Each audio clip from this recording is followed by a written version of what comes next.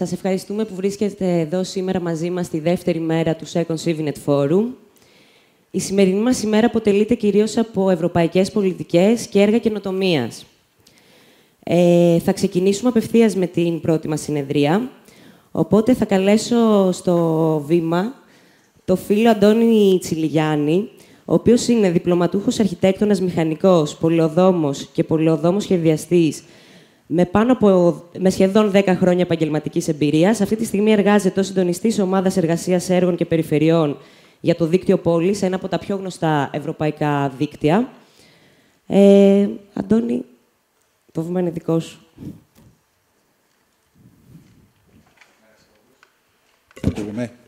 Ωραία. Καλημέρα σε όλους. Ευχαριστώ πολύ. I will now turn to English. Is it good? Whatever you want. Whatever I want. Okay, I'll stick with English then. So welcome to this session on EU policies and recommendations on aspects of urban mobility. Thank you very much to the CIVINET for inviting me and for making me the moderator of this session. And without further ado, we will move to a video by Magda Kopczynska, Director General of DG Move.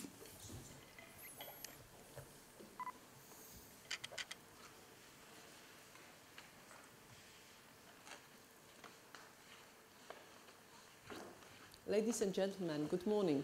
Kalimera. I wish I could be with you in sunny Athens, but it was not to be this time. Thank you to CIVINET Greece-Cyprus for hosting this second forum of its kind, though, and for the warm welcome that I know you will have given the CIVINET community. As some of you may remember, I worked closely with CIVINET many years ago when I started my job in DG Move, and I have always valued our exchanges and your creative thinking. You are about to kick off a discussion on EU action on urban mobility. Let me first say what great ambassadors of these policies CIVINET Greece-Cyprus has been. I know that we can always count on your support when reaching out to cities, regions and local communities to encourage more sustainable mobility. And this is invaluable. It is invaluable because cities know best how to make mobility more sustainable at local level. They know local mobility patterns, they know where the rush hour traffic jams are in Larnaca, where public transport could replace private cars in Athens, and where it would make sense to install a charging station in Nafplion. This morning, you will apply that knowledge and experience to a discussion on EU action in urban mobility. To set the scene, please allow me to reflect on what has been keeping us and you busy in recent years. I would start by saying that all of our activities are aimed at raising awareness of the importance, the urgency in fact, of urban planning that reduces emissions and incentivizes the use of sustainable transport. The European Green Deal set out the final destination, carbon neutrality, by 2050. Our sustainable and smart mobility strategy set out how we will achieve the 90% reduction in transport emissions needed to make that carbon neutrality happen. The urban mobility framework, adopted in 2021, encourages EU member states to develop urban transport systems that are safe, accessible, inclusive, affordable, smart, resilient, and emission-free. This translates into having public transport as backbone of urban mobility and accelerating the rollout of safe infrastructure for walking and for cycling. In fact, the recently signed European Declaration on Cycling proposes the creation of more and better cycling infrastructure, better links with public transport, measures to increase safety for vulnerable road users such as cyclists, and improved connectivity for cyclists pedaling between suburban and rural areas and city centres. Alongside more active mobility, we need shared mobility, recharging infrastructure for zero-emission vehicles, and more effective zero-emission city freight logistics, last-mile deliveries, and multimodal solutions. the updated TEN-T regulation supports many of these objectives. It also requires 431 cities and their surroundings on the TEN-T to draft a sustainable urban mobility plan, a SUMP as we call it. This will require them to collect valuable data on sustainability, accessibility and safety by 2027. A network of national contact points will support the cities as they do this. Cutting greenhouse gas emissions is of course a global challenge, which is why we are sharing the SUMP concept and other EU practices with interested friends and neighbours.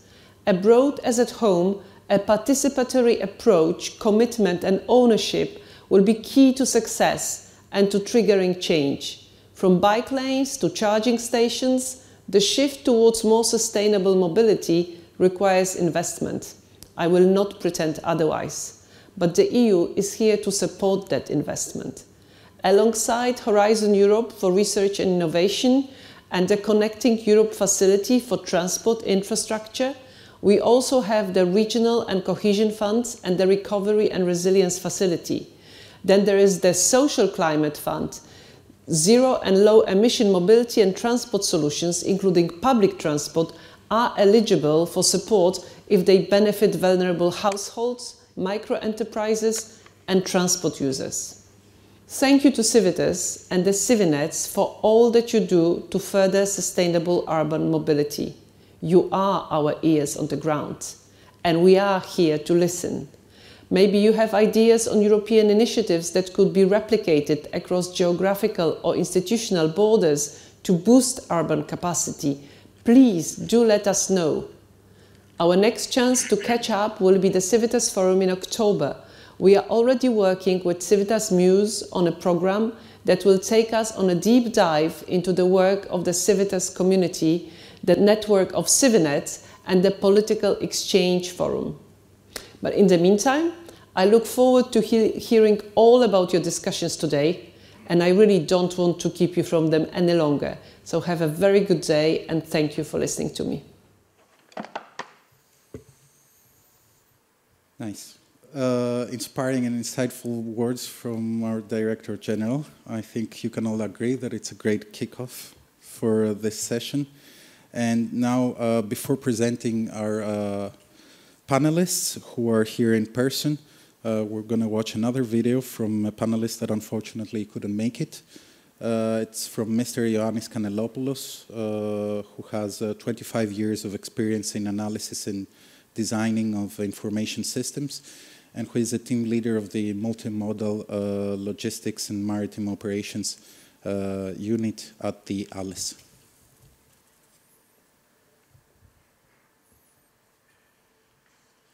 Dear all, first of all, please accept my apologies for not being able to attend the session in person, but a personal emergency came up that prevents me from doing so.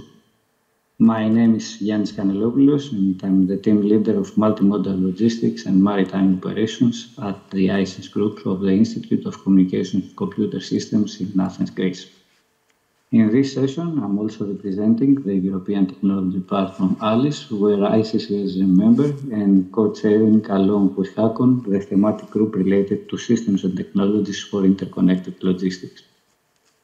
The European technology platform ALIS is set up to develop a comprehensive industry-led strategy for research, innovation, and market deployment of logistics and supply chain management in Europe.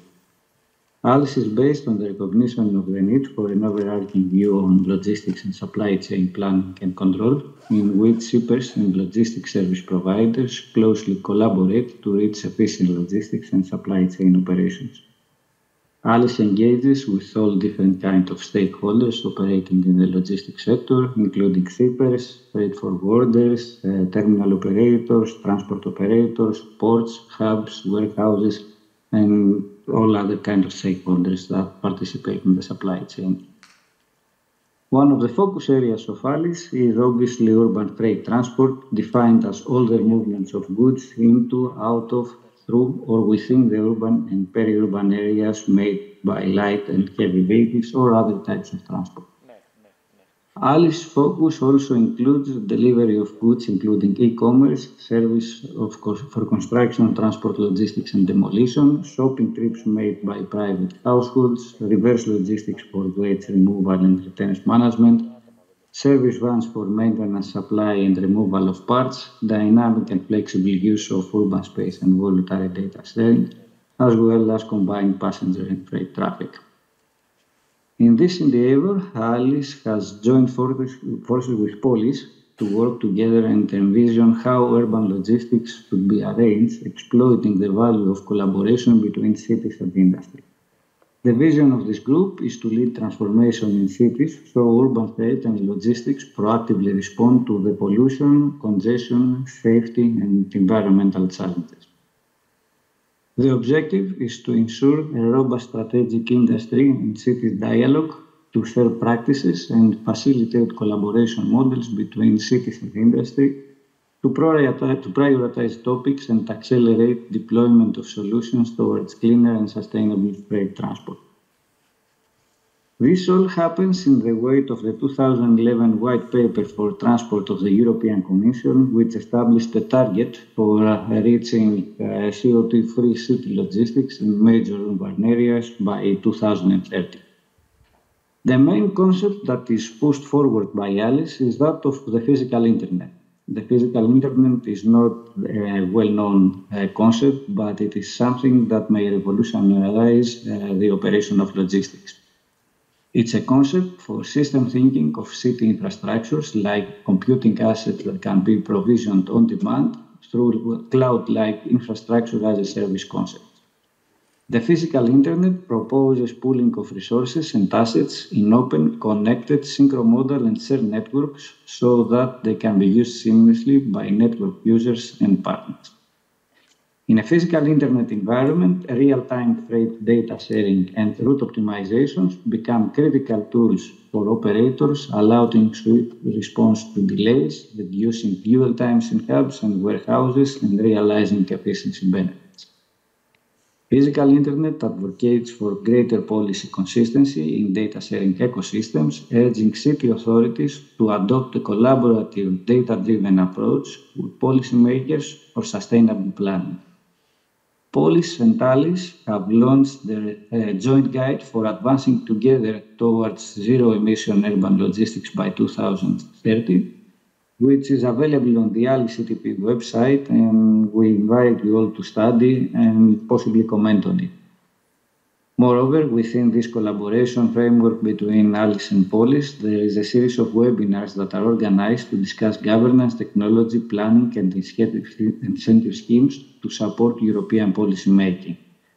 The result of these webinars, along with a number of projects that are liaised with ALIS, such as Urban, Disco, Delphi, Formas, and other projects, is to provide an opportunity to hear about new concepts and opportunities between ongoing EU-funded projects and initiatives, as well as subsequent policy regulations towards the European Union and to national policymakers. The series will also provide an opportunity to discuss governance, technology, planning, and incentive schemes in order to support European policy making. With this, I conclude my presentation for this session.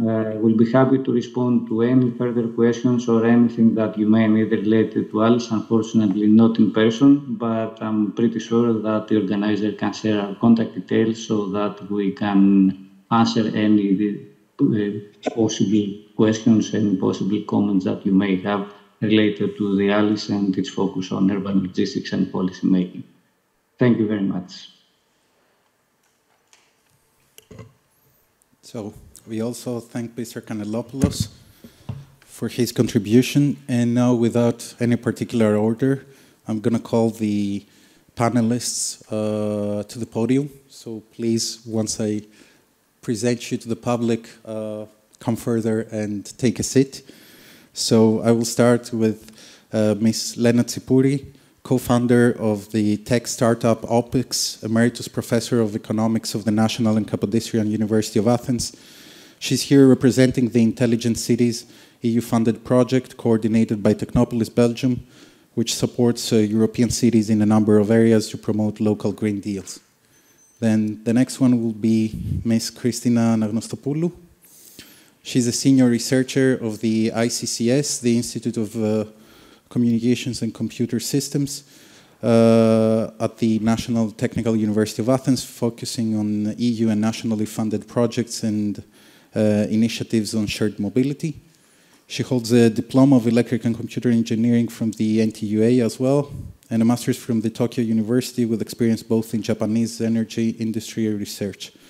And she's also closely collaborating with the IT Digital, which she will be representing today. From the ICCS as well, Dr. Άγγελος Αμδίτης, Research and Development Director of the ICCS and member of its Board of Directors, as well as the founder and director of the iSense Research Group.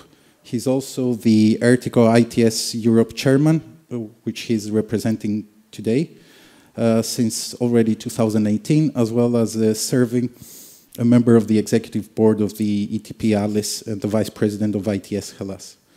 Then next, Mr. Philip Amaral, Director of Policy and Development of the European Cyclists Federation, the ECF. He leads ECF's advocacy, projects, and research teams to ensure the organization's strategic goals, as well as he develops project collaborations with partners. Last but not least, we have Frank Tont, Secretary General of the International Society of City and Regional Planners, that you may know by the acronym ISOCARP. He has a rich background engaging planning practices across the world through his normative work for the UN, focusing on the New Urban Agenda. And he's also on and off Athenian. So, I'm going to move there.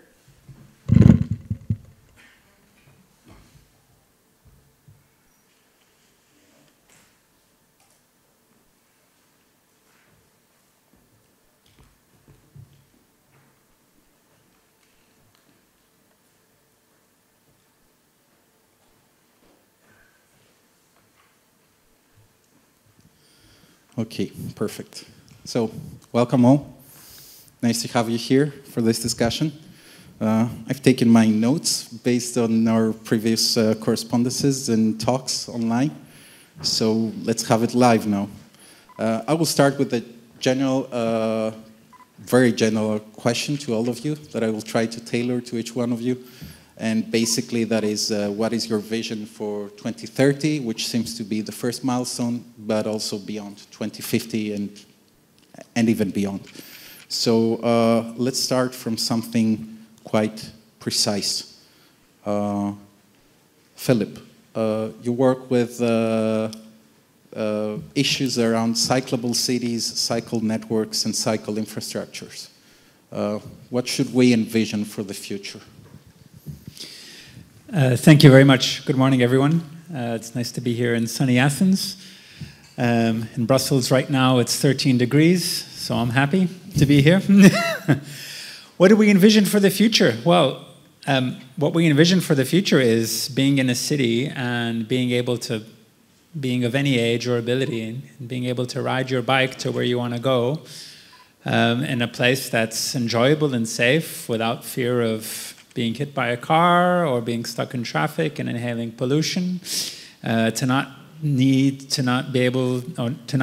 depend on driving a large vehicle to get to where you need to go, to be able to rely on good public transport, to be able to walk to where you want to go on nice big pavements. This is what at ECF we support for the year 2030 and beyond. We think there's a huge chance now to make our cities more cyclable. And by that I mean to have good cycling networks all around the city. And at ECF, we're advocating all across Europe for new cycling infrastructure to be built. We think by 2030, we'd like to see closer to 100,000 kilometers of new cycle infrastructure all over Europe. That's possible. Already EU funding is supporting the building of around 12,000 kilometers. And cities all the time are adding more and more. So this is really what we want to see, Adonis. And yeah, I think it will happen, surely.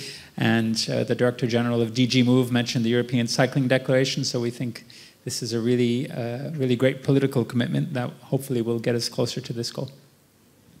Perfect. Thank you, Philip. Let's move on to something also quite specific, albeit a bit more general. Άγγελε, we hear a lot terms like smart cities, connected cities, and terms like data ecosystem, very sexy terminology that most of the people don't understand, sometimes not even those using them. Can you give us an insight towards what does that actually mean and what could make our cities into in the next decades? Indeed. Thank you, Adonis, and thank you for inviting me here. Maybe a couple of words, if I may, for ERTICO, because not only all people know about that. So ERTICO is actually what we call ITS Europe, and not only, also Africa and Middle East. So it's the organization, public-private organization, that is dealing with the support, promotion, and implementation of intelligent transportation systems. And this is really a quite big association based in Brussels, where I'm proud to be chairman the last few years, incorporating 8 different sectors, as we say, all stakeholders related to mobility. So from public authorities to industry, from cities to research associations to users, everyone which is related with intelligent transport systems. So, nice terminologies, nice data, nice acronyms, nice all these type of things. But what is in plain words is the vision we are having for the future, for the near future, or also for the midterm future. So what we're envisioning is really to live in a city and be able to move around it without any difficulties, without any need to choose what would be the mode to use, without any difficulties, with transparency, in a very easy way, both ourselves, our goods also, because this is also important. And we say in ERTICO that we are supporting the smart movement of people, goods, and data. And why we put data on the same level? Because data today is the backbone of, in all sectors of life, of what we call digitalization, of what we call the new way of doing things. So data is of the same importance. So what we foresee for the future, or for the near future, what we see already coming quite fast, is an integrated, interconnected ecosystem of different modes of movement, of different concepts like mobility as a service, and not only, but also of all these disruptive technologies that we are hearing all the time. And I'm speaking about data, I'm speaking about artificial intelligence, which is the new elephant in the room. I'm speaking about IoT, Internet of Things, but also all these new connectivity capabilities that we are having. So we have created a term for that, to make it easy for people to understand. So we say that we are envisioning an Internet of Mobility. And why we say this term? Because this is easy for people to understand. As Internet is connecting all our devices, we also see a future where all the different modes of transportation, all the different systems that we are using, they're going to be connected. And they're going to work together transparently so people can use the best of it without any difficulty. That's more or less the way we see the future for our cities, and not only. Perfect. Thank you, Ángel. And I think that you enlightened many of our participants here. I will keep pushing on this because Christina does relative work and you work at the same institute. Christina, also from the perspective of EIT that you're representing here, which forces do you think will be needed? That's the wrong question. When we hear about digital cities, connectivity, and digital technologies, how do you think that all these notions and systems will be addressing sustainable urban mobility issues, and especially the decarbonization part? Yeah. Thank you, Antonis, and thank you for having me and joining this panel. Good morning to everyone. As you mentioned, I mainly work as a researcher at the Institute of Communication and Computer Systems, based here in the National Technical University of Athens. But we are also proudly co-hosting the EIT Digital Satellite Office in Athens within the university premises. So this is a collaboration we've been having the last year, and we're very much interested in the work that this community is making and into connecting the local ecosystem further with the European one. So EIT Digital is exactly a knowledge and innovation community. They are part of the European Institute of Technology and Innovation, and they were created under the Horizon program as an EU-funded body. And their focus is to bring together the innovation and education ecosystem, and especially the stakeholders that are interested in deep tech technologies and in digital technologies. So this is the main focus, and of course there are other such bodies, sister bodies of EIT, like for example EIT Urban Mobility, that they're pretty much focusing more on the urban mobility challenges. But as you said,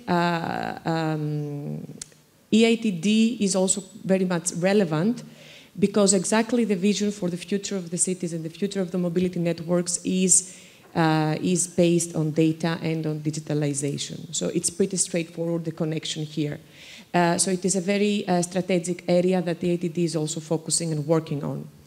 And the vision is exactly that the cities will become we will see increased connectivity with a lot of automation included. We will see more forces coming from digital technologies and digital services, but also that will, in the end, provide better, safer, and more efficient journeys for the citizens. And one key aspect will be that now we will see also, apart from integration, we will see increased participation. So the citizen is, of course, in the loop of all these collaborative networks, but now is becoming an active asset of the system, and is working also interactively as a sensor. So this inclusivity and participation, citizen engagement, that comes from informed citizens, from real-time data, from information, from decision-making that can be done on the spot, is really key. So we're looking also at social aspects that come within this more digitalized form of the future mobility networks. And of course, we're focusing on the cities because cities are the ones that will foster this future innovation. They will be the hubs where we will see the new mobility concepts. They will be the actors that they will lead. They will orchestrate the mobility networks, and they will be the ones making sure that the needs of the citizens are met. So this, I know 2030 is just around the corner, but hopefully the vision coming in the next years will be realized. Okay, perfect. Thank you so much. Lena, let's go to you. I would like to ask you, based on your profile also, which forces do you think will be needed to reduce gas emissions, and especially in the urban mobility sector? I reckon that you also have a presentation. Yeah, just 3 slides. Thank you very much for the invitation. And let me ask you to come down to earth. I'm a professor of economics, so the real world, we all share the vision that we're going to have more livable, better cities, mobility will improve, there will be fewer green gas emissions, carbon neutrality, everything I share. But at the end of the day, I have actually created a slide to show you that there is a triangle. And this triangle is composed of technology, economics, and behaviors. And I think as long as we do not understand the dynamics of this interplay, that's the right-hand triangle, we need to understand these dynamics. At some point, not so far back, we used to say we don't have the technology. I'm sure the colleagues know now that the technology is there. It's I dare say, easy to make cities livable, to decarbonize. We have all the technologies available. There's a question, of course, about economics. What does it mean we have the technologies available? It means we need to invest in infrastructures and in different cars, bikes, whatever. The new roads, the bicycle roads. I live in a very posh area of Athens where the mayor created bicycle roads about 10 years ago. Quite a nice network. And all citizens are saying, well, this has eliminated car space and parking space. And in reality, for 10 years, I never saw a cyclist on this network. I mean, you know, infrastructure is there, technology is there, the economy is partly there. In many cases, investing in smart mobility pays off. But it pays off in the long run, which means people feel there is uncertainty. Okay, I invest in an electric car now, and I'm sure in 10 years' time it will cost me less, integrated sums, than if I would buy a new super car that needs petrol. But, well, in the next 10 years, what do I know? First of all, the batteries technology will change, so the resale value of the car will be very low. Not only that, in 10 years' time, maybe something will change. I will have to move cities, or I will not be able to drive, or anything like that. So these risk and uncertainty elements in economics require incentives. And at the end of the day, in the triangle, it is behavioral change that makes a difference. So we know that many people are ready to leave their comfort zone and say, okay, I'll take a bicycle. The technology is there, the incentives are there, the economics are there. But this is still a minority. In economics, we have made several surveys. What is the share of citizens that are ready to give a premium, as we say in economics? This premium may be in terms of money, or it may be in terms of comfort or time or whatever. And it's about 23% in Europe, which is not negligible, but it's still far, far from what we need for behavioral change. So this is my contribution to this question. The future can be rosy. We need to have a coordination of economics, technology, and behavioral change based to a large extent on incentives. This is why the European policy is of paramount importance. And this is where I think the network that I represent, the Intelligent Cities Challenge, can make a difference. We'll go back into this. But intelligent cities, which may be a less used term, means cities that combine digital and green. So please try to reinforce all three vertices of the triangle. Thank you, Lena, and thank you for bringing us back to earth, as you said. I will now go to Frank, who not only has the wider vocational perspective, but also has a global perspective on the issue, like literally from throughout the world. And I would like to ask you, given that we tend to have a Eurocentric perspective when we have these kind of discussions, because we are in Europe and we deal with Europe and the European Union, how would you see urban mobility evolving as part of what we would ideally see as sustainable urbanization? Yes, thank you for having me and having that kind of a bit outside EU perspective. I'm sorry. Yeah, originally I'm from Belgium, but I am a love migrant here in this country. So I'm enjoying the sun, but less the mobility situation. Yeah, I use my bike, but It's at my own risk, of course. So I'm using the bicycle lanes, but there is not much to use anymore because they are all taken up.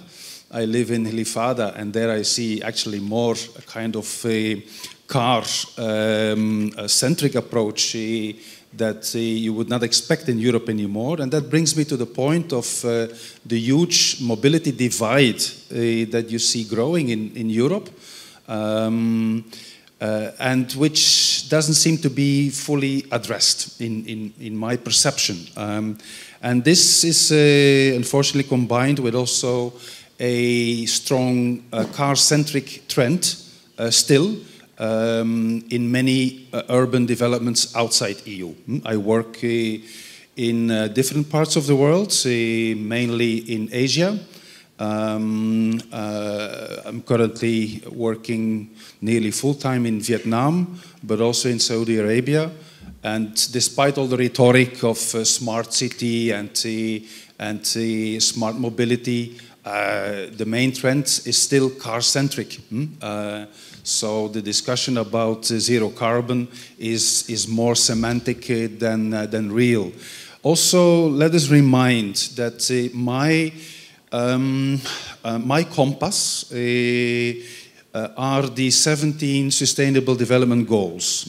And while I certainly acknowledge that these goals, which were approved in 2015, can be still considered very anthropocentric. So I think if we are bold towards 2030, we should readjust those goals towards a more regenerative city model. So we could be more ambitious, but we also have to acknowledge that in the 15 years between 2015 and 2030, when they should be implemented, we have only realized so far 15% of the Sustainable Development Goals. So it's not going well worldwide. And there is not a specific SDG on sustainable mobility. It's a bit spread over some of the SDGs, something to fight for, I think, in the next round. And the SDGs need to be evaluated by 2030. That is the end station. But as I said, 85% still needs to be implemented. And for instance, there are some targets and indicators in the Sustainable Development Goal on sustainable cities and communities, on reducing traffic fatalities, on enhancing public transport use. But many researchers are wondering, shall we keep those targets? Because it's so difficult to measure any progress. So despite all the fancy projects we know in Europe and some cities outside Europe, I think we have to level up, scale up, level up. So I wouldn't say that there is a lot of reason to celebrate. From my perspective as a professional urban planner, I would say there is also a need for more dialogue between the urban mobility and the urban planning sector, if we can call it like that. I feel like we are losing each other a little bit because from an urban mobility standpoint, you could say urban planning is way too complex. You know, it's dragging on. This kind of master planning is not helping us. And I want to use urban mobility as a leverage to make master planning more relevant. So I feel really like we should have a better dialogue between urban mobility and urban planning. And for that purpose, we are organizing, ISOCARP, the International Society of City and Regional Planners. This year is our 60th anniversary. And we're organizing two different world conferences. One will be in Siena, in Italy. You could say the archetype of the walkable city that inspires so many European cities, even capital cities like Paris, to replicate this downtown area. I see that in Brussels, in Ghent, where I come from, the downtown areas are becoming very walkable, but if you want to go to the suburbs, you still need your car. And then the second conference will be in New Clark City in the Philippines, where we will try, as urban planners, to prevent another car-centric new city development, completely carved up by 6-lane urban highways. So we have a chance there. And I think we should take up those challenges where we can weigh in on new developments and not just gaze there on trying to nostalgically recreate walkable downtown centers. Important, but not enough. Thank you. Thank you, Frank. So after this first round of our visions and our insights on sustainable urban mobility, let's go let's cut to the chase. Let's go to the EU policies themselves. So I will start again from you, Philip. And as you heard, cycling was mentioned quite a lot. In your previous answer, you mentioned the European Cycling Declaration, which was also mentioned in the video. So could you give us some insight on that? What is the role of this European Cycling Declaration? What does it practically mean? And another, let's say, parallel question. There has been the revision of the TEN-T. Can you give us some insights as to how does the new TEN-T integrate and reinforce cycling projects, and how can we get there? Yeah, thanks. First, I'd just like to comment on that graph I saw, and I thought the one thing that was missing from there was political agency.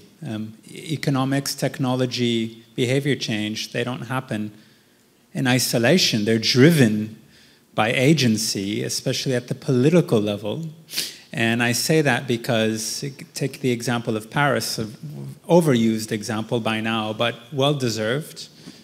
Within the limits of Paris, in the city, cycling is now the higher modal share than driving for residents, people living in Paris. 5 years ago, this was unimaginable. And anyone who goes to Paris will see the massive change, and it was driven by political change, political leadership. Brussels, I've lived there for 16 years now. When I started cycling in 2007, I was feeling very alone. Now I don't feel alone. Leadership is changing the landscape of the city. Of course, there are still many gaps, and I live in some of the suburban areas, and it's true. I would disagree, you don't need a car, but let's say it becomes tougher the farther outside the city center you go, fine, but it's being worked on. But let's say hard-nosed political change, and not simply being satisfied with what people want or what they expect. And if we leave it at that, then people will always want the car parked in front of their house, as I saw in the video before this panel started. Somebody was commenting on that. But it's providing for the future what the city needs to be like in order to be sustainable, to be livable. And these are not the answers that we have today. This requires forward thinking. So I think this is really part of that calculation that we need to consider, that needs to be in there. Political change drives everything else, driving behaviors as well. And I think at the EU level for cycling, you mentioned the European Cycling Declaration, this is another momentous occasion. Now, when I started at the European Cyclist Federation in 2021, I entered, I admit, in the good way for cycling. So I was fortunate to have missed all the bad years of where lobbyists for cycling or active mobility or sustainable mobility weren't really given an audience in Brussels. Things started to change. In 2021, the European Commission published the Urban Mobility Framework to improve how urban mobility is done in cities. And this is because the previous framework was an abject failure. Nothing changed, roads still unsafe, transport emissions still very high, so none of the achievements or the objectives were attained. So the Commission had a new one, and they focused as a priority, we need more sustainable and active mobility in our cities. We need more walking and cycling, more public transport. That was the first time the Commission sort of started to politically prioritize cycling. And there was a step change in DG Move. They started to listen to organizations like ourselves a bit more closely, and to others, organizations who are lobbying for more walking and who are lobbying for more public transport. The big change was the European Cycling Declaration, and what is that? Is that this is a strategic political commitment to integrate cycling in all transport policies, and it's formally adopted by the European Commission, the European Parliament, and the Council of the European Union, meaning all of the member states, meaning Greece, meaning Belgium and France, Portugal, all 27 of them. And this is a commitment spurred by, really from the grassroots of the EU, if you can say that. From the European Parliament, very politically bold MEPs who spearheaded resolutions in the parliaments to focus on cycling. Belgian Federal Minister for Transport, Georges Ilkine, formed his own coalition of member states to tell the Commission we need a strategic policy on cycling. The Commission noticed. And so what we have in this declaration are 36 political commitments broken into 8 chapters about how to integrate cycling in all transport policies. More infrastructure, more funding, improving road safety, having a modal shift, which means shifting from individual motorized transport to more cycling, but also to the friends of cycling, to more walking, to more public transport. Now, this is a political commitment. It's not a law. It's been signed on April 3rd. And the EU, if they want, they can just simply forget about it. We're not going to let that happen, of course. We work too hard for it. But how is it going to be translated next? Well, we need to have lots of those commitments integrated into actual EU laws that get translated into national laws and local practices. And one of these is on TEN-T, the Trans-European Transport Network, which is the EU's main transport policy. Think the big network of roads, railways, waterways that crisscross Europe, moving goods, heavy goods, freight, etc., and people. Now, historically, these TEN-T roadways and railways have often been barriers for national cycling networks and local cycling networks. We have a lot of evidence of TEN-T roadways and railways cutting off cycling infrastructure and forcing cyclists to take very large detours. Now, this is going to change because the EU just adopted a new TEN-T law, and in that law, 431 cities that are urban nodes, so centerpieces of this TEN-T network all around Europe, are going to need sustainable urban mobility plans, and they're going to need to have plans to increase walking and cycling and public transport. And EU funding will be made partial on this. So this is now going to be important. And another crucial aspect in the new TEN-T law is that whenever a member state is building or renovating a TEN-T road or a railway or a waterway, they're going to need to do a health assessment, meaning they're going to need to examine what are the health benefits of installing certain type of infrastructure. So if they focus on only building a carriageway for cars, they're going to need to assess that from a health perspective. Let me tell you, it's not going to be very good. So they're going to need to include infrastructure for walking and infrastructure for cycling. And countries are doing, so they're retrofitting things. And in Belgium, there are a number of cases where they're retrofitting old infrastructure. It costs a lot of money to do that. But let's say from the get-go, from now on, this is going to need to happen. It's going to bring a lot of benefits, we hope. Thank you. Thank you very much, Philip. Now let's go to you, Ángel. I would like to ask you, you mentioned, among other things, data and the importance of data. Could you give us some insights on the EU data strategy? And also, could you tell us what is the EU's sustainable and smart mobility strategy in general? Yes, thank you, Antoni.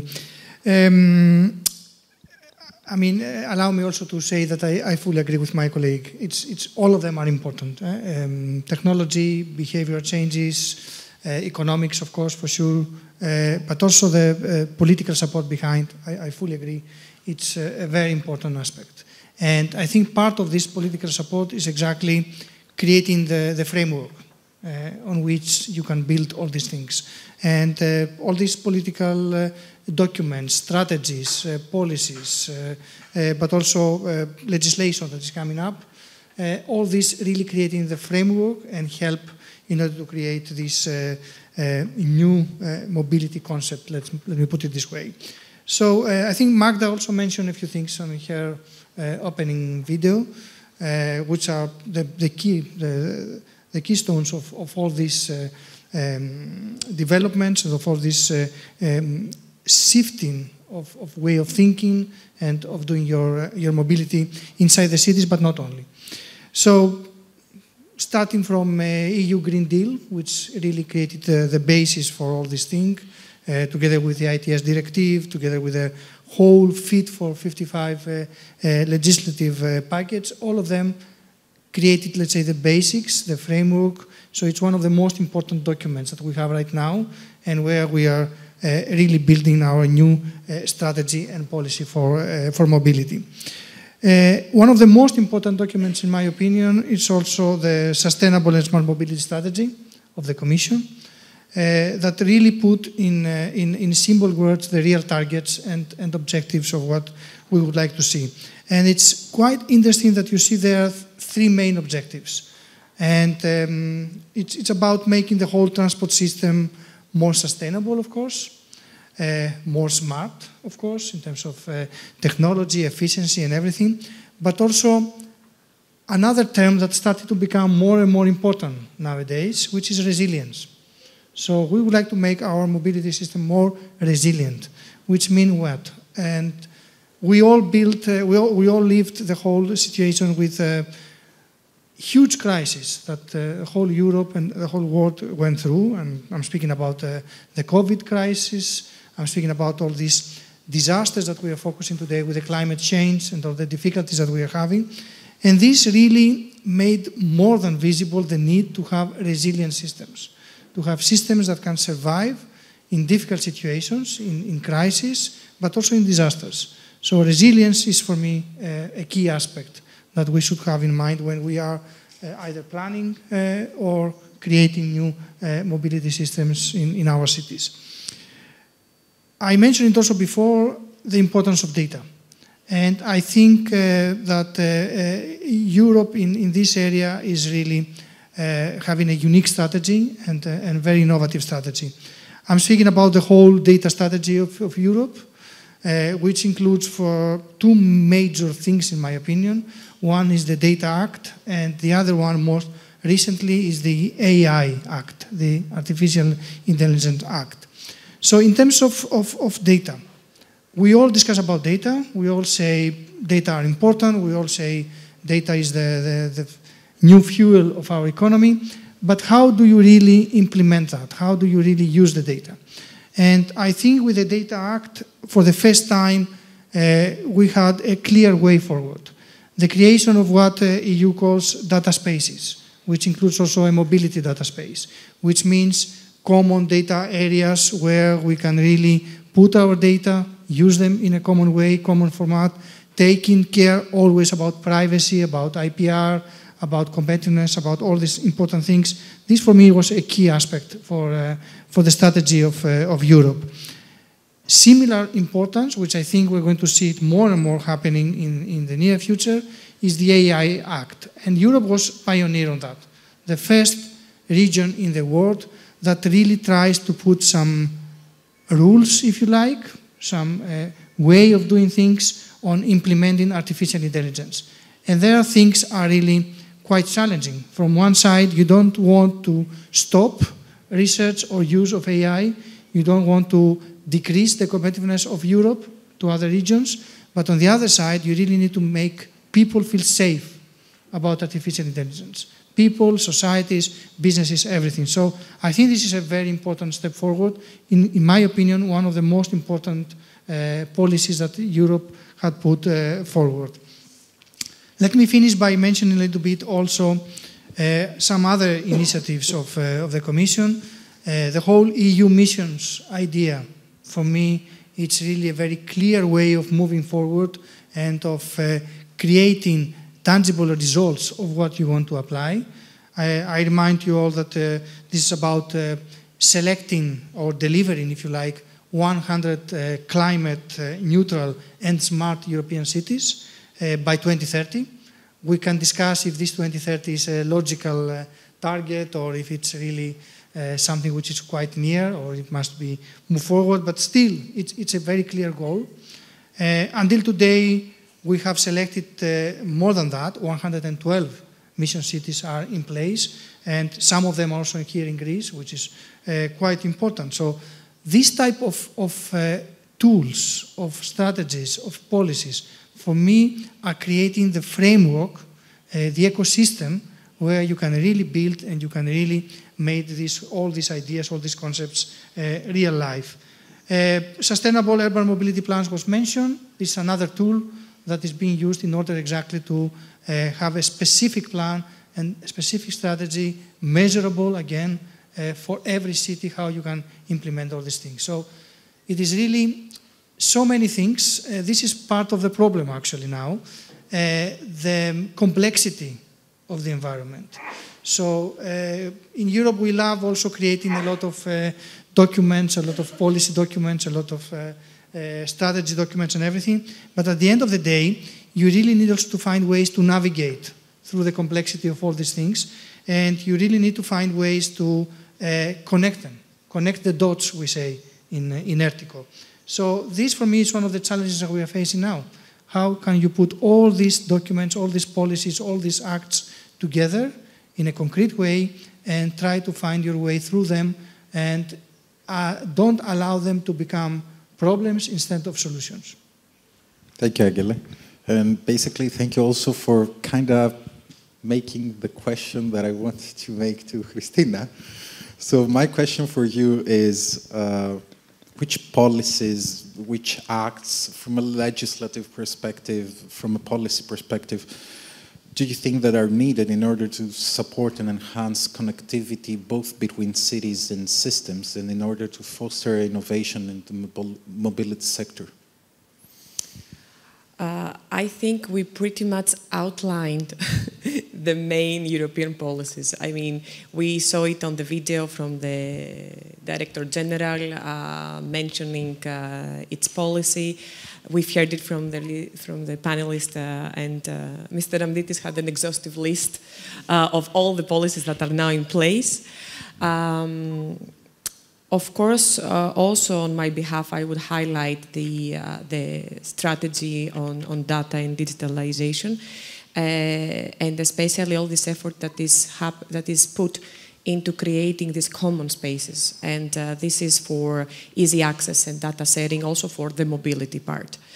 And all these policies that were mentioned, of course, they set out the main frameworks, they give the main toolbox and the main tools that the cities and the policymakers locally can implement.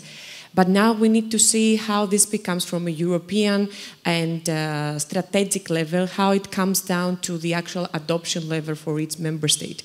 Because each region is different, its member state is different, and each city has particularities that are very much different to any other. We were hearing about walking and cycling. You do not want to cycle at downtown Athens because it's not safe. We are hearing about public transportation. I'm using public transport every day, and I'm using also buses in Athens. It's not a very nice experience. I come across very funny experiences sometimes. Like yesterday, that I took the usual bus that I take, and I live quite downtown. I can also walk the city at the center if I want. And I was very surprised because inside there was a map from the city of Dresden in Germany. So, but the next day I boarded an electrical bus. So I was very much feeling a European side just the day after. So it's an alternate experience, but it's not a consistent and efficient one. Of course, we need more incentives for investments in the public transportation, in the infrastructure to make it more accessible, more inclusive, more smart, but also more scalable. So I heard before Frank was talking about scaling up and leveling up. This is a very important parameter, I would say. So we need to think about how to promote and boost data-driven solutions that are also scalable, and coming down to the social aspects of everything. So we need to add a social layer and embrace social innovation, and also boost entrepreneurship, because a lot of initiatives and activities and things that are going to be changing the cities and the mobility within the urban context will be coming from private little companies that are bringing more innovative solutions closer to the market, that they're making products that can be easily adopted and adapted to the circumstances.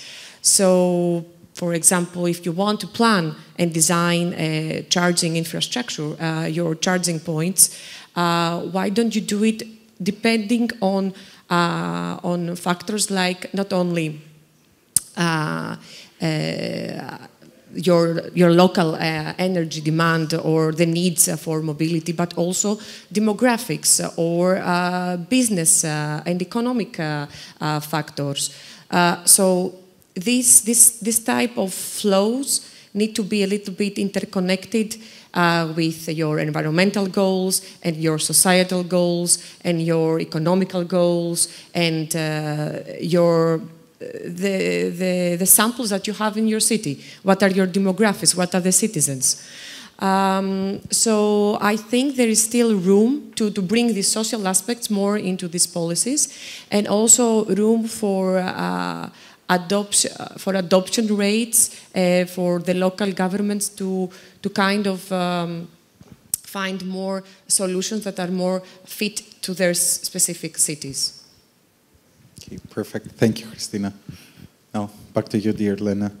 You mentioned the Intelligent Cities Challenge, and I would like you to explain to us and give us some insights into how does this challenge expedite the greater challenge that is the attainment of the EU Green Deal.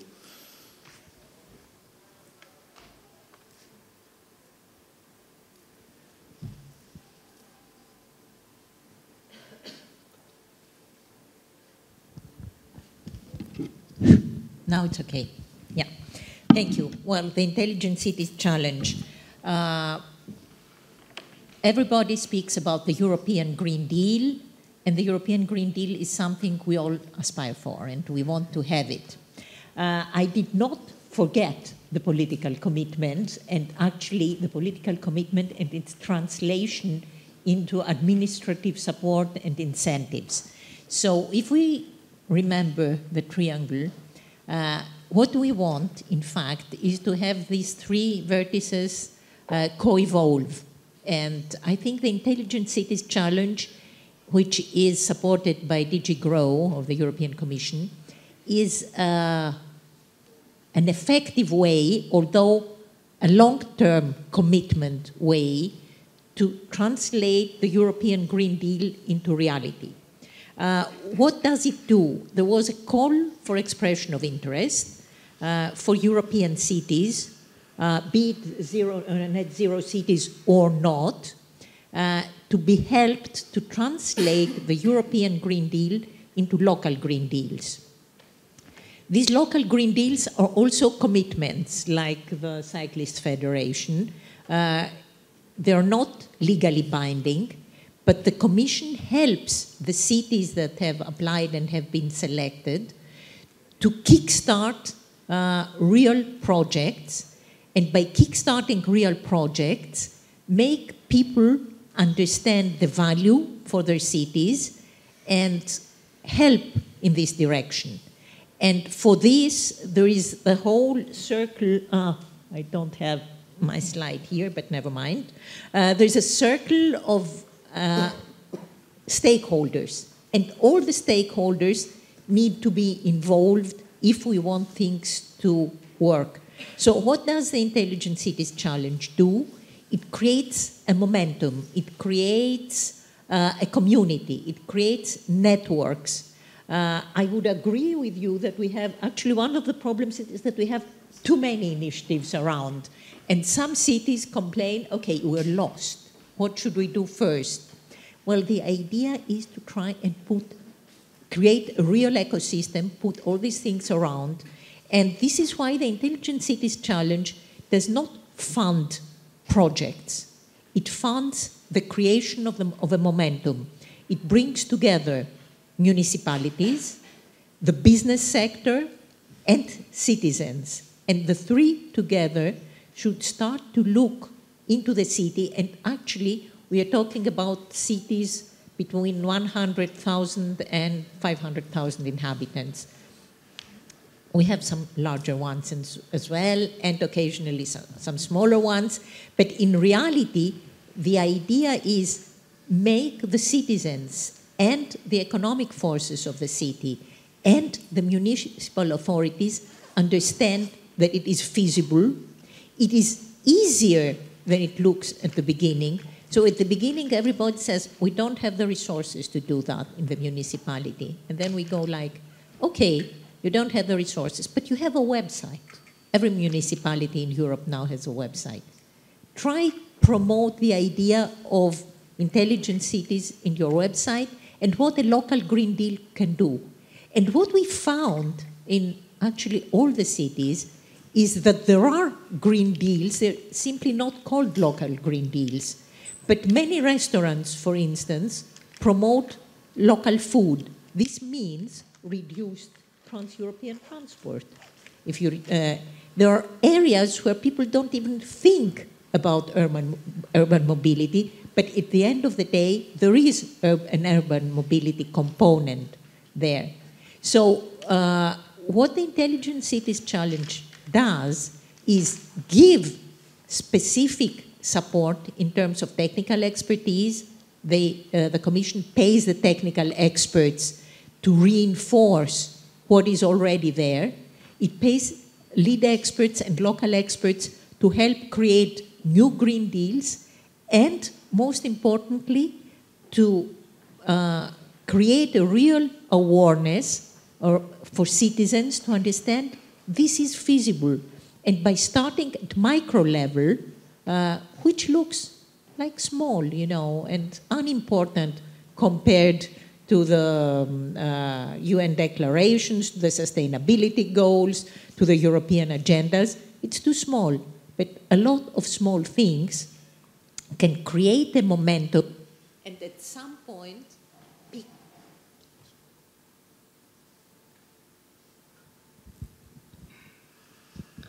thank you.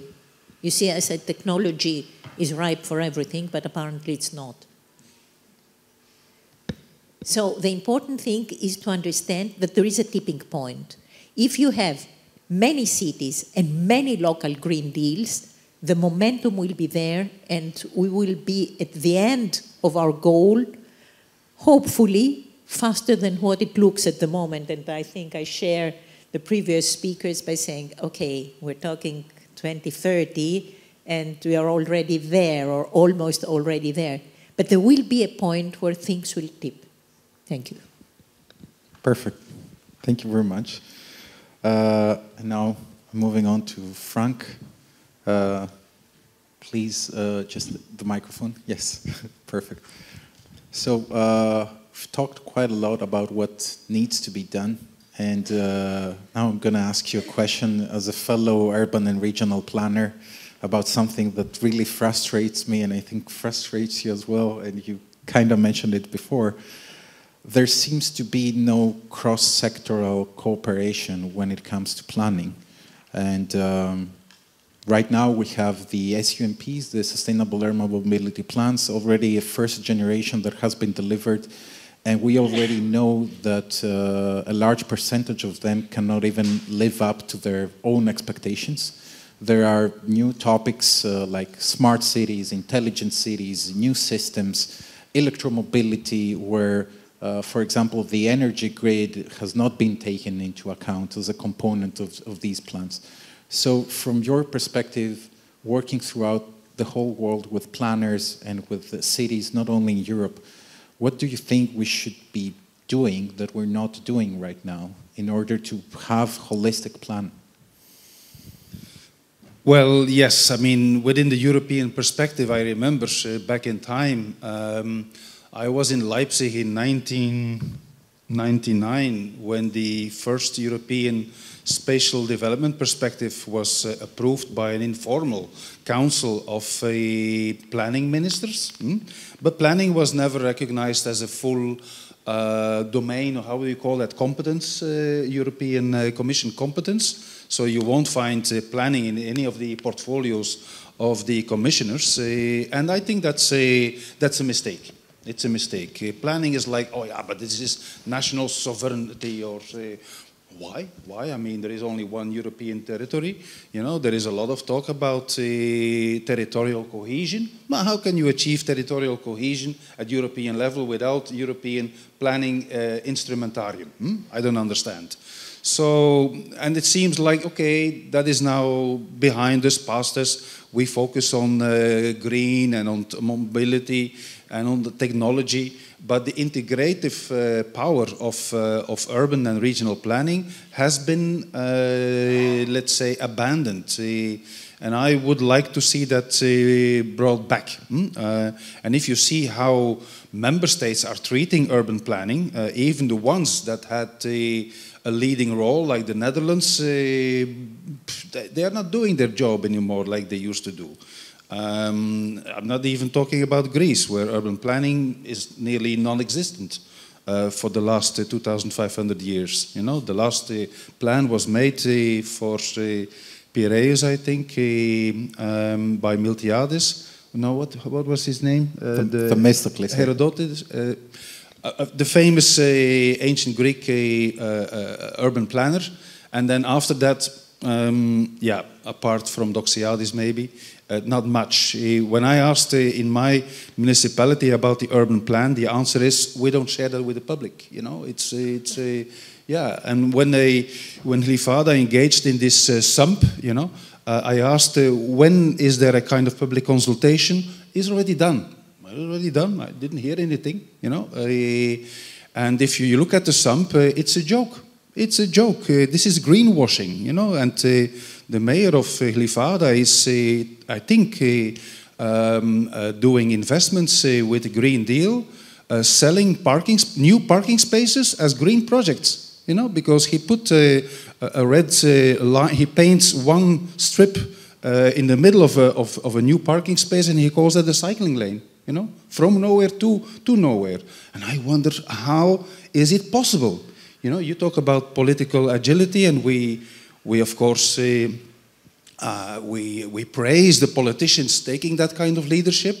You know, I worked very closely with somebody like Pascal Smet in Brussels.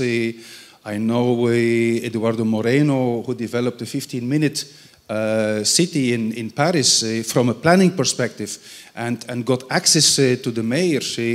But where is the political accountability of those who do the opposite of the European policies? That's really frustrating in my view, that there is no accountability. And that goes for urban mobility and urban planning as well. So yeah, I think there need to be a little bit more robust evaluation. You know, you use the money, you pretend to have a sump, but let's do a check. Where is the evaluation of these instruments and that money? Because from what I see, I say, but this is misuse, abuse of money and political instruments for greenwashing. Sorry to be so blunt. No, thank you, Frank. I totally agree with what you said, and I think the vast majority of the people here do. So it's refreshing to hear it also in public. Yes. I don't live in Hlifada, I don't know it, but I hear that the mayor is very popular, and that is very surprising. I mean, the problem is you have a mayor who is not responding to the needs. 85%. Yeah, he's one of the, I mean, I heard about him because I thought, okay, in our area, we change a mayor every 4 years. And the mayor in Glyfada, wow, everybody is so happy with him. Well, the mayor of Glyfada was a member of the European Parliament for 7 years, so he knows Brussels. He saw it also changing. I tried to collaborate with him on a voluntary basis, and we went along quite far until I said, but now we are demanding a safe school project in one of the streets, safe school project for children. I mean, access to schools. Yes, and then it was like, sorry, but I can't do that. This would affect my popularity. You know, my 85% would go down to 65% if I cut down any parking space for car or implement something like speed bumps and so on. He said, no way, this is Greece. You know, that was his answer, and then I had to walk away and say, okay, there is nothing we can change. So, but I told him, listen, you have, I mean, if there is still an institution with respect in Greece, it's the local authority, it's a local mayor. You have the mandate of 85% of the people to do what is needed to be done, you know? And you know a little bit of the world, and still you don't have the courage to make that change. On the contrary, he used it actually to push old policies, but wrapped in a green paper, you know, green cycling, pro-cycling paper. But in reality, you know, I wouldn't recommend you to come to cycle in Glyfada as you wouldn't do it in downtown Athens. So, yeah, if you have that kind of mandate and popularity, use it for the change that is needed, and that is not happening. Yeah. So, I reckon that we're a bit late because we also started late, and Άγγελος needs to leave, actually needed to leave already. So we'll start with you, Άγγελε. We'll have to speed up a bit our process, unfortunately, so it will be closing statements from all of you. And what I would like to ask, and what I would like from you as a closing statement, given that we also discussed about the role of the public and the citizens, how would you see a citizen bottom-up approach, and what could that give? Okay, thank you for that, and sorry for the need to leave. There's so many things happening. No worries. Just wanted to start, if you allow me, a little bit also with the comments of my colleague. I fully understand the frustration, I fully understand the difficulties, but I think we should also recognize that things are happening. Even in Greece, even in countries which doesn't have the mentality for that, but things are happening, and I'm working on the mobility sector for 20 years now, and I see things are changing, maybe slowly, maybe not so satisfactory, maybe not as we would like them to see, but things are happening. So, and this is why I think citizens are an important aspect of that. Politicians are moving also according to their popularity and everything, but if the citizens don't push for that, then of course politicians will never do it themselves. And that's why I think that a kind of bottom-up approach is also needed here. And in order to achieve that, you need to train your citizens. You need to make them understand the importance of these aspects. You need to make them understand that parking maybe is not the most important aspect in their life in the city. That safety, efficiency, sustainability, resilience are also important things as long as they understand what they mean and what they are for. So focusing on training, for me, it's an important aspect. Focusing on acceptance and trust is also important. And people usually are so much occupied by their daily problems and lives and everything and their daily problems that they don't always have the time, the interest to understand and to change their behavior, coming back also to one of the triangle points, but also push for changes their politicians and everywhere. So this for me is an important part. And you really need to have a multi-level approach. You really need to find ways to continue activities. One of the things that we are having in Greece, for example, is maybe someone starts something. We have examples, for example, with ICCS and NTUA in Trikala city, where we had major initiatives happening and very interesting things happening also in the area of smart mobility, of efficiency, of safety, sustainability. But then there was a lack of continuation.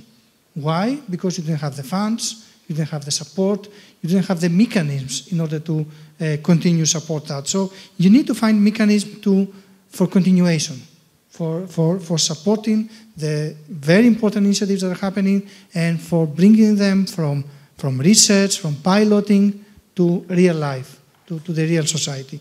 So that for me is also a very important aspect.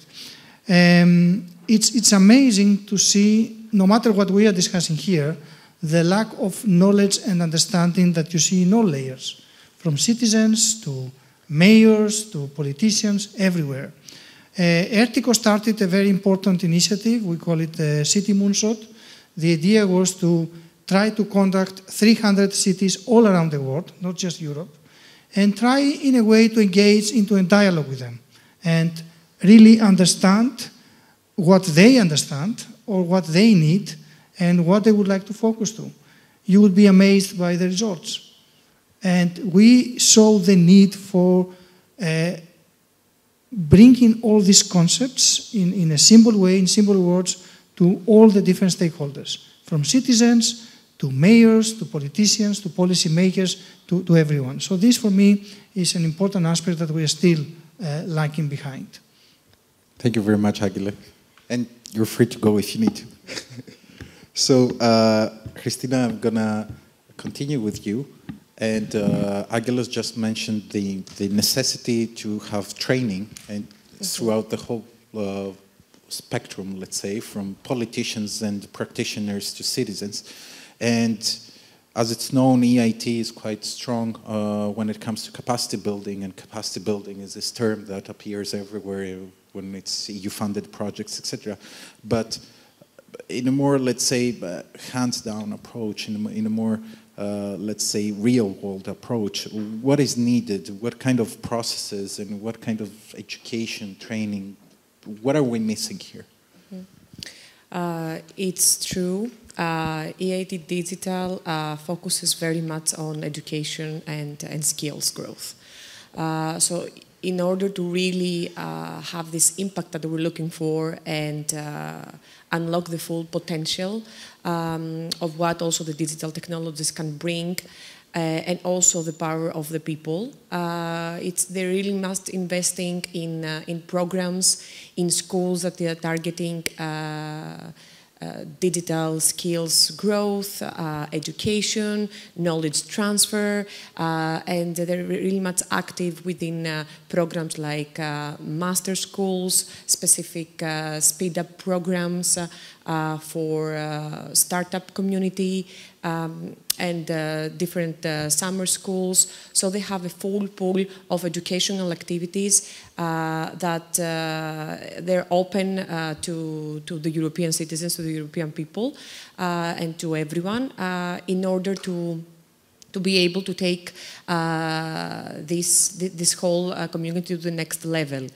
And the important also aspect is that they are trying to really empower the startup community. So small businesses, people that they're coming from innovators or from research, they can really bring the funding mechanisms, connect them with other teams and consortiums so that they can bring these ideas into the market and into a reality. So these two aspects are the main strategic directions, let's say, from EIT Digital. And this leads, of course, to what we need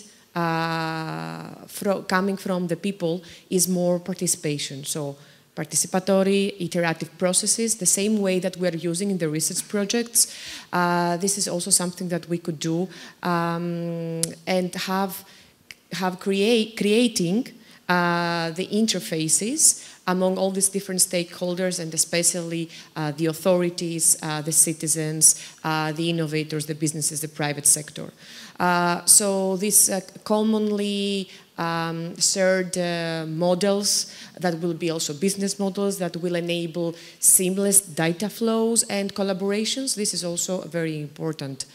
And of course, having an evaluation and feedback process to really see how these policies are creating results, are making impact is also really is crucial. So we need to really have a loop that will be feeding again the system in order to make the necessary adjustment and corrections. And I think this will be in generally also the approach from Me IT Digital, so focusing for educating the people and also supporting the new ideas.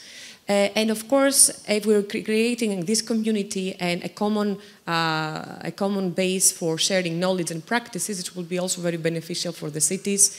We have a lot of examples with the pilots and research programs implementing, deploying these solutions and mobility concepts within different cities in Greece and abroad, and a community that will share the best practices and this knowledge will for sure be beneficial. Perfect. Thank you so much. Lena, I will go to you very shortly. I'd like you to tell me how can collaborative micro-solutions become something bigger that can be applied throughout the whole European territory? Well, I think we have to go back to what Frank said and the Glyfada story, because I think it's very, very interesting. You want people to make a difference in Europe, and we need capacity building and education, as it was mentioned, but I think capacity building is very often overestimated because we don't have the evaluation culture and the evaluation community to tell citizens what is happening, really. You may have all sorts of capacity building, and at the end of the day, the citizens vote for the mayor who is not in favor or who is not actively engaging in real urban mobility and green. So I think what we need is really, the micro level is about regaining trust. My children, who I hope are well educated, or they went to good schools, good universities, they heard all about capacity building. And at the end of the day, if you tell them the story of Glyfada, or in our own neighborhood or in the cities where they live, they will say, well, it doesn't make any difference. Nobody cares. We cannot change anything at the larger level. So I think there is a need to regain trust. And regaining trust at the European level is very difficult. We are in the brink of European elections, and I don't think anybody is discussing key issues about Europe. Everybody in all European member states, actually, the campaign is about which party is going to be first and what will be the difference to the second party. So the young generation is very, very disappointed, is losing trust, and this does not help. We need a stratification of policies, how to address the older generation, the Middle Ages, and the young generation. Because if you want to make a change, you need to start, as I see it, you need to start locally. And you need to regain the trust of the young generation locally. When I was a kid, voting was mandatory in Greece. I remember my parents saying, oh my God, we're going to be away and we're not going to vote, and if we don't vote, then we may have difficulties in even getting a passport. Today, and we are actually laughing at the United States, because in the United States only 30% of the people vote. And now it's the other way around. Now in Greece, there are less and less people voting because there's less and less trust. So how do you want to make a change if the young generation is not engaged in making a change?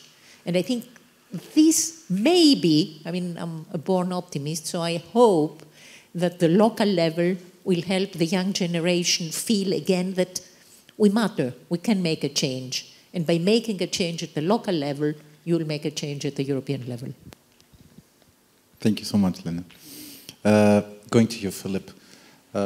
We had, very quickly, because we're really running out of time, we had a cycling revolution, an active mobility revolution during and because of COVID.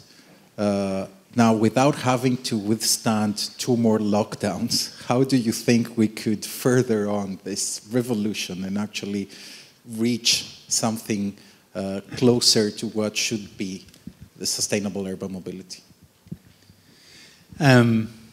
It's by showing and telling.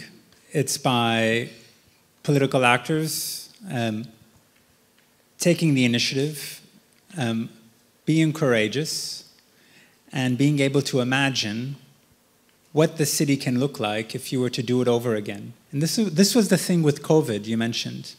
In the tragic circumstances of COVID, we had a glimpse of what would happen if we stopped doing things as normal and we sort of kind of erased it and did it differently. And all this traffic, motor traffic, was taken off the streets because we weren't able to drive, we weren't able to go places, we had to live differently. And people woke up one morning and thought, we have to live differently now. And people walked places they wouldn't have walked before, or they took out their bike and biked places they wouldn't have biked before. Even here, yeah, okay. And city authorities took advantage of that. So more cycling didn't happen because of COVID, but it created an opportunity in the tragedy, the crisis, where cities who had good mobility plans on their shelf, gathering dust, took them out and said, hey, this is a chance for regeneration. Let's try this. This is what happened in Brussels and everywhere, all over Europe. Now, we're back, there's no more pandemic, we're back to the old ways, unfortunately, and this is the sad history of humanity, actually. But politicians, we must hold them accountable for holding on to that vision, holding on to that possibility to regenerate. And I think it's important for all citizens when we're choosing to vote or when we decide to become politically active to challenge our politicians to say, how would you redo this city? If you had the opportunity to just erase and rebuild, how would it be? And I think we need to hold on to that, and we need to keep providing for our citizenry what is possible and how our cities can be places that are more livable for the people, and turning our streets back into places for community and for people gathering and for business, and not just as big avenues for getting one place or another. And I agree, I think there's a lot of distrust in politics now, just like nobody wants to drive on a road or cycle on a bike lane that goes nowhere. Nobody wants to get engaged in politics that go nowhere. So it's really important for politicians to show and tell. In Brussels, there have been a number of places that have been returned back to pedestrians, a number of changes to the road layout that have removed cars and have enabled people to cycle more. And that took a lot of work to do, but nobody wants to go back to how the things were before in some places. So it's about really showing and telling, I think. Yeah. Thank you very much, Phil. And now, the last statement from you, Frank. We've heard about the elections, about accountability, and my main question is, in our profession, in planning, we need to work, we have to work with politicians. Planners have to work with them, and we are very close to that. How much accountability do you think planners also have? How should they behave, no matter the administration, in order to provide sustainable plans and in order to foster sustainable urban development? I mean, what is our responsibility in the end of the day? Well, planners have to stop pretending to be the master planner. Like I just look at the space, I do some survey, put it in the computer, and I rely on my data, GIS, and then I will start to design the perfect city, redo, yes? That kind of master planning should be crossed out. Instead, planners should act more like facilitators, moderators, of course with an educational background, not just moderating in the sense of giving everyone some time to speak. You know, you have to speak towards a certain direction. You have to facilitate shared vision making of all the stakeholders, including the politicians. But come on, politicians are just the people elected by the people to do what they should do.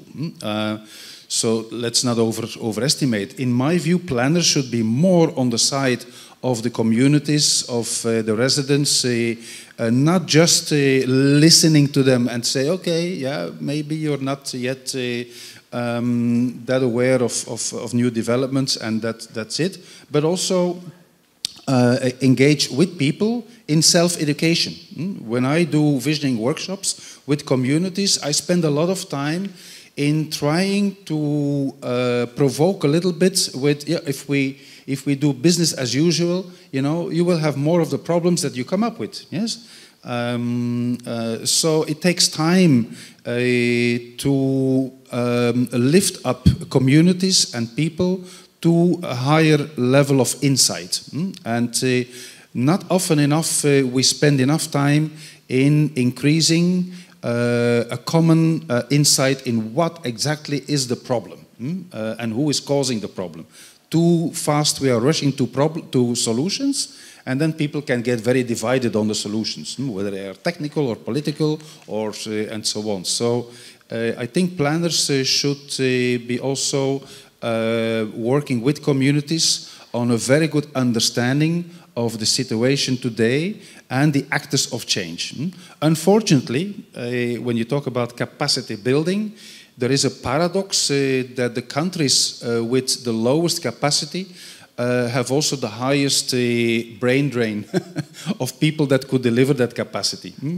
Look at Greece, all its urban mobility champions are working in Brussels or other places in the world, but they're not here, you know. So I would say come back and deliver that capacity here, because it's needed more here than in Brussels. So welcome back. Thank you. I'll think about it. I'm already thinking. So thank you to all of you. Thank you for your insights, for a very interesting conversation. And I wish we had more time. Unfortunately, we don't. I'll be very sorry to tell you that we don't have the time for Q&As. But thank you all for being here and for listening to us. And I hope that we made your thoughts a bit wider and richer. I think we can call it quits. Perfect.